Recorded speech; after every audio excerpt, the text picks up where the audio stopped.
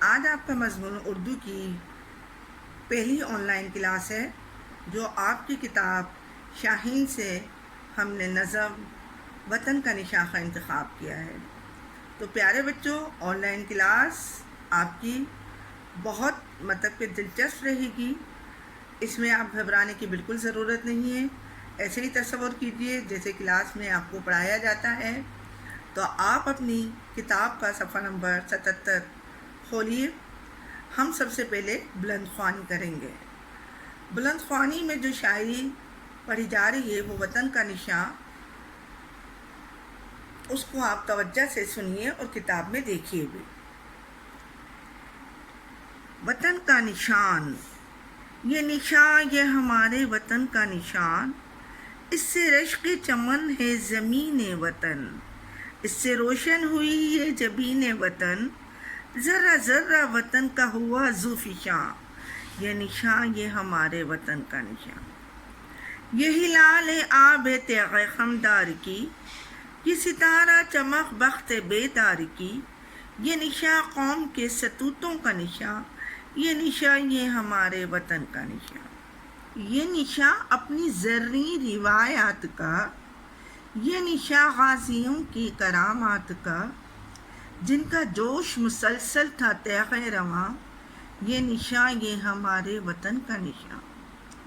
جن کے سینے تھے معمور قرآن سے، جن کے چہرے فیروزاں تھے ایمان سے، جن کی ہمت قوی جن کی قوت جواں، یہ نشان یہ ہمارے وطن کا نشان۔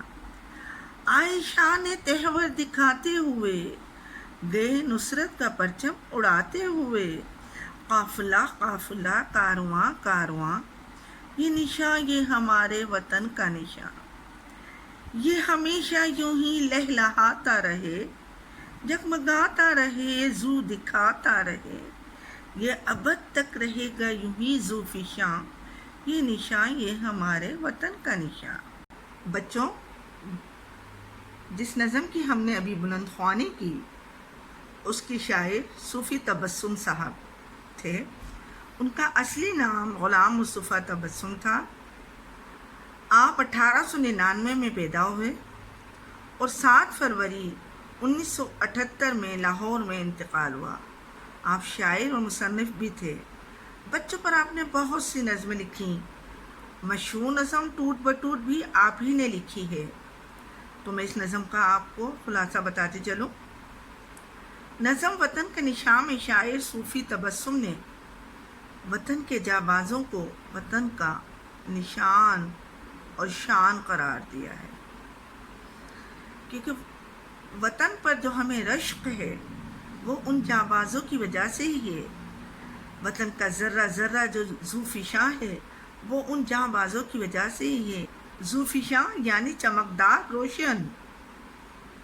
یہ جانباز غازی بھی ہیں اور شہید بھی۔ یہ جانباز اپنے ساتھ کارواں در کارواں لے کر چلتے تھے اور فتح کا پرچم لہراتے ہوئے واپس آتے تھے۔ اپنی خمدار تیغ سے یعنی اپنی بلخاتی تلواروں سے دشمنوں کو پسپا کر دیتے تھے۔ یہ وہی جانباز تھے جو شان تیور یعنی اپنی بہادری اور جرت مندی سے دشمنوں کو للکارتے تھے اور انہیں پسپا کرتے ہوئے آگے بڑھتے چلے آتے تھے۔ ہمارے ان جانبازوں نے اپنے وطن کے ذرے ذرے کو اپنے قربانیوں سے روشن کیا۔ ہم آج ان پر رشک کرتے ہیں، فخر کرتے ہیں۔ شاعر صوفی تبسم اپنے آخری بند میں ان دیالوں کو، ان جانبازوں کو یہ دعا دیتے ہیں کہ تمہاری یہ شان ہمیشہ یوں ہی لہلہاتی رہے، روشن رہے، اور وطن کا ذرہ ذرہ ہمیشہ آب و تاب رہے، جگمگاتا رہے، اور یہ نشان رہتی دنیا تک یعنی ابد تک چمکتا رہے، قائم و دائم رہے۔ یہاں اشارہ اپنے وطن کی طرف ہے کہ جو جانبازوں نے کوششیں کی، ان کوششوں سے یہ وطن ہمیشہ جگمگاتا رہے اور رواں دواں رہے۔ اپنی مشق کے سوالات کی طرف آتے ہیں۔ پہلا سوال ہے، ہم، نعت، نظم اور ملی ترانے میں کیا فرق ہے؟ بچوں یقیناً آپ کو حمد، نعت، نظم کے متعلق معلوم ہوگا۔ پھر بھی حمد ہم اس نظم کو کہتے ہیں جس میں اللہ تعالیٰ کی تعریف و توصیف بیان کی جائے۔ نعت ہم اس نظم کو کہتے ہیں جس میں پیارے نبی صلی اللہ علیہ وآلہ وسلم کی تعریف و توصیف بیان کی جائے۔ نظم وہ کلام ہے جس میں کسی بھی موضوع پر شاعری کی جائے۔ اور ملی ترانہ وہ ترانہ ہوتا ہے جو وطن کی شان اور محبت میں پڑھا جائے۔ تو ہم، نعت، نظم اور ملی ترانے میں یہ فرق ہے، جس کو آپ کے نوٹس میں باقاعدہ جواب کی صورت میں لکھ دیا گیا ہے۔ اب سوال نمبر 2 کی طرف آ جائیے۔ شاعر پہلے بند میں کس طرف اشارہ کر رہا ہے؟ یوں تو آپ کو تمام سوالات کے جوابات خلاصے میں مل جائیں گے، لیکن چلیے میں سوال نمبر 2 کا جواب بھی آپ کو بتا دیتی ہوں۔ شاعر پہلے بند میں وطن کے جانبازوں کی طرف اشارہ کر رہا ہے جن کی وجہ سے ہم ان پر اور اپنی سرزمین پر رشک کرتے ہیں۔ یہ وہی دیالیں ہیں جن کی وجہ سے وطن کا ذرہ ذرہ ذو فشاں ہے۔ سوال نمبر 3 پر آ جائیے۔ دوسرے بند میں تیغ خمدار سے شاعر کی کیا مراد ہے؟ تو تیغ خمدار سے شاعر کی مراد بلخ آتی ہوئی تلوار ہے۔ یہ بھی ہم نے مشکل الفاظ میں آپ کے نوٹس میں لکھ دیا ہے۔ اب سوال نمبر 4 ہے، شاعر نے اس ترانے میں غازیوں کی کیا صفات بیان کی ہے؟ اس کا جواب آپ کو خلاصے میں مکمل طور پر مل جائے گا۔ آخری بند میں شاعر وطن کے لیے کیا دعائیہ کلمات استعمال کر رہا ہے؟ تو اس کا جواب بھی آپ کو خلاصے میں مکمل طور پر مل جائے گا۔ اب آپ کا سوال نمبر 6 ہے، دیے گئے بند کی تشریح کریں۔ تو خلاصے میں جو آخری پیراگراف ہے وہ اس بند کی تشریح ہے۔ تو آپ اس سوال کو علیحدہ سے لے کر وہ پیراگراف لیجئے گا اور تشریح کے طور پر لکھ دیجئے گا۔ اب ہم قواعد کی طرف آ جائیں۔ تو قواعد میں مصدر سے حاصل مصدر بنانا ہے۔ تو یہاں مثال دیکھیے کتاب میں،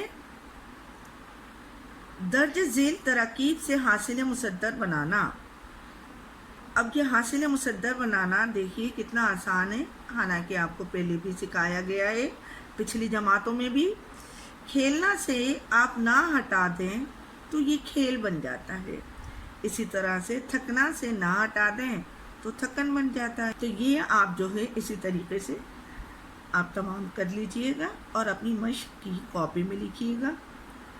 آخر میں مضمون نویسی ہے، وطن کے جانثاروں کو سلام کے موضوع پر 250 الفاظ پر مشتمل مضمون تحریر کریں۔ تو یہ آپ نے خود کرنا ہے۔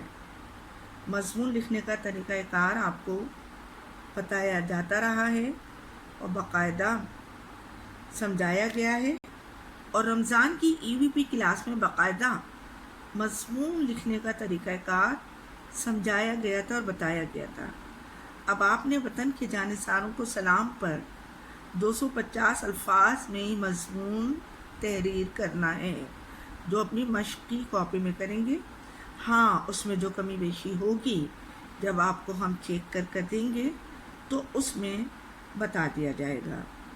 تو بچوں، اپنے دیے ہوئے ٹائم کے مطابق اپنی مشق مکمل کر کے EVP پر اپلوڈ کر دیجئے، تاکہ وقت کے ساتھ آپ کو چیک کر کے دے دیا جائے، اور میں امید کرتی ہوں کہ آپ ضرور اتنا بہترین کام کریں گے کہ ہم آپ کو بہت خوب، بہت اعلیٰ دیے بغیر رہ نہ سکیں۔